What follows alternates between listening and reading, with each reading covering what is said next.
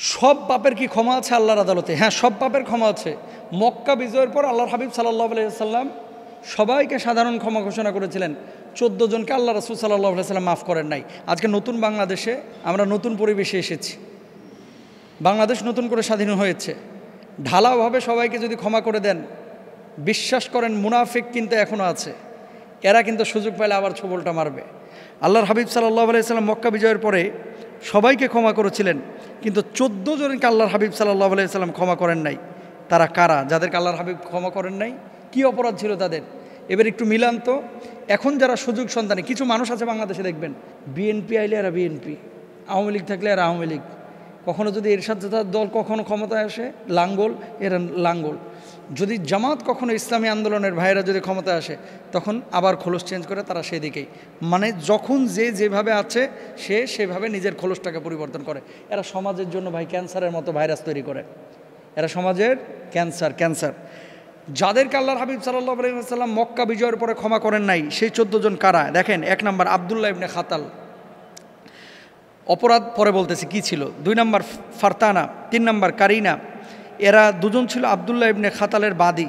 4 নম্বর Sarah, 5 নম্বর হুয়াইরিস ইবনে নুকাইদ, 6 নম্বর মিকিয়াস ইবনে সুবাবা, 7 নম্বর আব্দুল্লাহ ইবনে সাদ ইবনে আবি Sarah, 8 নম্বর ইকরামা ইবনে আবি জাহাল, 9 নম্বর হাব্বার ইবনে আসওয়াদ, 10 নম্বর কাব ইবনে জুহাইর, 11 নম্বর ওয়াহশি ইবনে হারব, 12 নম্বর হারিস ইবনে তুলাতিল, 13 নম্বর আব্দুল্লাহ ইবনে জিবারা, 14 নম্বর হুবাইরা ইবনে আবি ওয়াহাব, 15 নম্বর হিন্দা বিনতে উতবা। কেউ বলছেন 14 জন, কেউ বলছেন 15 জন। এই 15 জনকে বা 14 জনকে আল্লাহর হাবিব সাল্লাল্লাহু আলাইহি ওয়াসাল্লাম সাধারণ ক্ষমা করেন নাই মক্কা বিজয়ের পরে। তাহলে বাংলাদেশটা নতুন করে জয় হয়েছে, তাই না? স্বাধীনতা আমরা পেয়েছি। ক্ষমা কারা পাবে না, কাদেরকে ক্ষমা করা উচিত না? ওই সমস্ত মানুষগুলোকে বের করেন যারা সুযোগ পেলে আবার ছোবলটা দিবে। এদেরকে ক্ষমা করা যাবে না। এরা দেশের দুশ্মন, এরা সমাজের দুশ্মন, এরা জাতির দুশ্মন। হ্যাঁ, তওবা করে যদি ফিরে আসে এবং সে যদি নিজেকে প্রমাণ করতে পারে যে আমি ভালো হয়ে গেছি, তাহলে সেটা ভিন্ন কথা, আল্লাহ মাফ করলে। এখন আল্লাহ কারে মাফ করবে এটা তো আমি জানি না, আপনিও জানেন না, কিন্তু যেগুলো প্রকাশ্য মুনাফিকি করেছে এদের ক্ষমা করা উচিত না। আল্লাহর হাবিব সাল্লাল্লাহু আলাইহি ওয়াসাল্লাম মক্কা বিজয়ের পরে যাদেরকে মাফ করেন নাই, দেখেন আব্দুল্লাহ ইবনে খাতাল 1 নম্বরে ছিল সে। এর অপরাধটা কী ছিল? অমুসলিমকে আল্লাহ রাসূল মাফ করে দিয়েছে, জানেন? কাফেরদেরকে মাফ করে দিয়েছে। এমন কিছু জালেমকে আল্লাহ রাসূল মাফ করেন নাই যারা মুসলিম ছিল, আল্লাহর হাবিবের সাথে চলেছে মদিনায় এবং নবীজি সাল্লাল্লাহু আলাইহি ওয়াসাল্লাম সাহাবীদের সাথে চলাফেরা করেছে। আবার এই মক্কায় ফিরে এসে এরা অমুসলিমদের সাথে মিলে মুসলমানদের বিপক্ষে ষড়যন্ত্র করেছে। তার মানে কি? এরা ছিল মুরতাদ।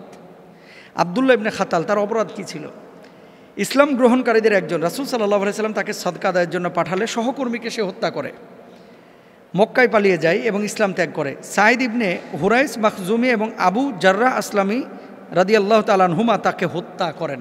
2 নম্বর হুরাইস ইবনে নুকাইস, তার অপরাধ ছিল সে রাসূল সাল্লাল্লাহু আলাইহি ওয়াসাল্লামের 2 মেয়েকে শারীরিকভাবে লাঞ্ছিত করেন এবং আঘাত করেছিলেন। আলী রাদিয়াল্লাহু তাআলা আনহু তাকে হত্যা করেন। হুবাবা ইবনে মুকিস, সে একজন আনসারি সাহাবীকে হত্যা করে এবং ইসলাম ত্যাগ করে মক্কায় পালিয়ে যায়। নামিলা বিন আবদুল্লাহ রাদিয়াল্লাহু তাআলা আনহু তাকে হত্যা করেন। সাদ ইবনে আবদুল্লাহ প্রথমে ইসলাম গ্রহণ করেছিল, কিন্তু পরবর্তী সময়ে মুরতাদ হয়ে মক্কার কাফেরদের সাথে যোগ দেয়। খেয়াল করেন, এগুলো প্রত্যেকটা কিন্তু মুনাফিক, প্রত্যেকটা কি মুনাফিক। যখন মুসলমানদের সঙ্গে ছিল তখন এরা মুসলমানদের সাথে মিলেমিশে তোমার সাথে আমি আছি, আমিও আল্লাহর জমিনে দিন কায়েম করতে চাই। আবার যখন কাফেরদের সাথে, আরে ওদের সাথে আমি সঙ্গ দিই ওদেরকে বোকা বানানোর জন্য, এরকম কিছু আছে। এরা কিন্তু সমাজের দুশ্মন ভাই, এরা ক্যান্সার। এরা সমাজটাকে দূষিত করে, এরা রাষ্ট্রকে দূষিত করে, এরা মানুষের মনুষ্যত্ববোধকে দূষিত করে। এদের থেকে সাবধান। আব্দুল্লাহ ইবনে খাতালের 2 বাদী, তারা তাদের মনিবের সঙ্গে কবিতা এবং গানে গানে রাসূল সাল্লাল্লাহু আলাইহি ওয়াসাল্লামের ব্যাপারে কুৎসা রটাইতো। বর্তমান কিছু বুদ্ধিজীবী আছে দেখবেন, সারাক্ষণ শুধু ইসলামের বিপক্ষে কথা বলে, আলেমদের বিপক্ষে কথা বলে, সমাজে যা সৃজনশীল তাদের বিপক্ষে কথা বলে। সুতরাং সাধারণ ক্ষমা সবার জন্য থাকলেও আল্লাহর হাবিব যেমন ইনফেরাতিভাবে কয়েকজনকে বের করেছিলেন যে এদের জন্য ক্ষমা না, কারণ এদেরকে সুযোগ দিলে পরবর্তীতে আবার ছোবল দিবে, এই জন্য তাদেরকে বিচারের মুখোমুখি করে তাদেরকে মৃত্যুদণ্ড দেওয়া হয়েছিল, মানে তাদেরকে সাইজ করা হয়েছিল, শায়েস্তা করা হয়েছিল এবং সাহাবীরা তাদেরকে বিদায় করে দিয়েছিল দুনিয়া থেকে। তো সাধারণ ক্ষমা সবার জন্য না, মুনাফিকের জন্য কোনো ক্ষমা নেই। আল্লাহ আমাদেরকে বোঝার তৌফিক দান করুন। সম্প্রতি দেখা যাচ্ছে ছাত্র ভাইয়েরা চোর ডাকাত ধরে বিভিন্নভাবে ড্যান্স করাচ্ছে, নাচানাচি করাচ্ছে। তো ইসলামী শরিয়ায় চোর ডাকাতের শাস্তি কী? 2 নম্বর বিষয় হচ্ছে, এভাবে যদি মজা করে আনন্দ করে চোর ডাকাতদের ড্যান্স করানো হয়, গান গাওয়ানো হয়, ইসলামে কি কোনো বিধিনিষেধ আছে? চোরের শাস্তি কি? এটা কিন্তু কুরআনুল কারীমে আল্লাহ সুবহানাহু ওয়া তাআলা বলে দিয়েছেন, ওয়াস-সারিকু ওয়াস-সারিকাতু ফাকতাউ আইদিয়াহুমা জাযাআম বিমা কাসাবা নাকালাম মিনাল্লাহ। চোর এবং চোরনির শাস্তি হচ্ছে তাদের হাত কেটে দেওয়া।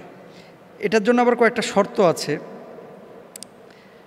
1 নম্বর শর্ত হচ্ছে যে চুরি হওয়া জিনিসটা অন্যের মালিকানাধীন হতে হবে, তাতে চোরের ন্যূনতম মালিকানা থাকা যাবে না। 2 নম্বর শর্ত হচ্ছে চুরি হয়ে যাওয়া জিনিসটি সংরক্ষিত ও হেফাজতের জায়গায় থাকতে হবে।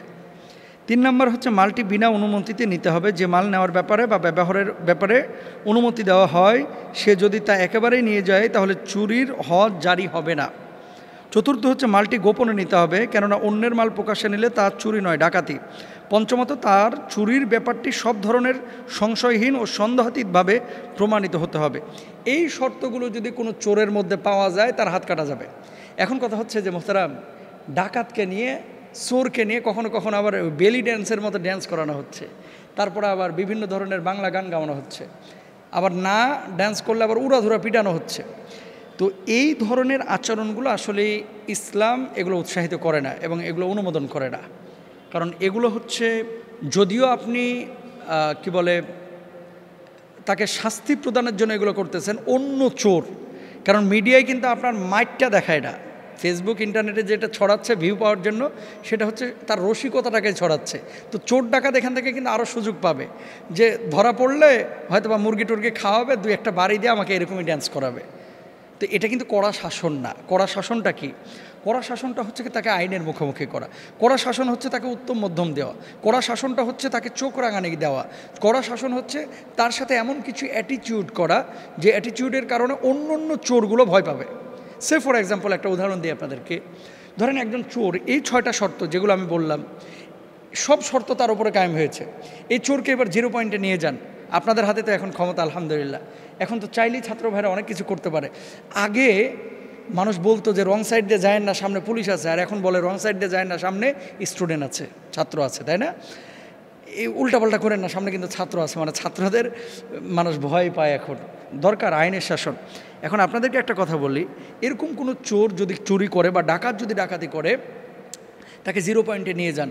শর্তগুলো যদি আলেমরা বলে যে হ্যাঁ এর ভিতরে সব শর্তগুলো পাওয়া গেছে, 0 পয়েন্টে নিয়ে হাতের কবজি থেকে কেটে দেন। এবং সমস্ত টেলিভিশনগুলোকে বলেন যে এখন থেকে চুরি করার কারণে আর ড্যান্স হবে না, নাচানো হবে না, গাওয়ানো হবে না, হাতের কবজি থেকে কেটে দেওয়া হবে। 2-3টা কাটলেই দেখবেন, বিশ্বাস করেন, আগামী 200 বছরও চুরি করার সাহস পাবে না। চুরি করার সাহস পাবে না। ধর্ষণ হয়, একটা ধর্ষণ যদি হয়, শাস্তি কি দেওয়া হয়েছে? এরা বিশৃঙ্খলা সৃষ্টিকারী, ফ্যাসাদ তৈরিকারী। তো ফ্যাসাদ যারা তৈরি করে ইসলামী শরীয়তে তাদের শাস্তি কি? ডান হাত বাম পা, বাম হাত ডান পা ক্রস করে কেটে দেওয়া, এটা ইসলামী শরীয়তের বিধান। এখন একটা ধর্ষকের যদি এরকম কাজ কেউ করে 0 পয়েন্টে নিয়ে, সামনে থেকে আর কিন্তু আপনার এই সাহসও করবে না ধর্ষণের। তো আমি ছাত্র ভাইদেরকে একটা রিকোয়েস্ট করব যে এই ধরনের ড্যান্স বা নাচানাচি, গাওয়াগাওয়ি এগুলো না করে ইসলাম যে ধরনের শাস্তির কথা বলেছে, এই ধরনের শাস্তিগুলো যদি অ্যাপ্লাই করা হয়, প্রয়োগ করা হয়, তাহলে হয়তো বা ফলাফলটা আরও ভালো পাওয়া যায়। 2 নম্বর আরেকটি বিষয়, সেটি হচ্ছে যেহেতু অনেক এলাকায় এখন পুলিশ কম, সিজকে চোর এরাও এখন ডাকাতের ভান করে, এদেরকে ক্ষমা করেন না। আবার যারা বড় বড় ডাকাত, চোর, ছিনতাইকারী, এদেরকে ক্ষমা করবেন না। এটা আইনের মুখোমুখি করবেন এবং কড়া শাস্তির মুখোমুখি করবেন।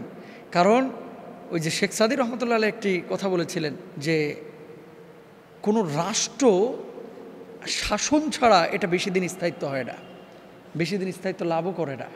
সুতরাং শাসন লাগবে এবং কড়া শাসন লাগবে। নাচ, গান, ড্যান্স এগুলো আসলে অসুন্দর কাজ। কালকে দেখলাম যে এক লিডারের মনে হয় ধরে লুঙ্গি টুঙ্গি সব খুলে ফেলছে, এগুলো অশ্লীলতা। এগুলা যদিও শ্রীলঙ্কায় করেছে। আমরা এখন তো আলহামদুলিল্লাহ আপনাদের হাতে ক্ষমতা আছে, আমরা এতটা মানে নিচে নেমে যাব না যে সে আন্ডারওয়্যার পরে আছে, আপনি তাকে একেবারে উলঙ্গ করে ফেলছেন। এগুলো আমরা করব না। আল্লাহ তাআলা আমাদেরকে বোঝার তৌফিক দান করুন, আমিন।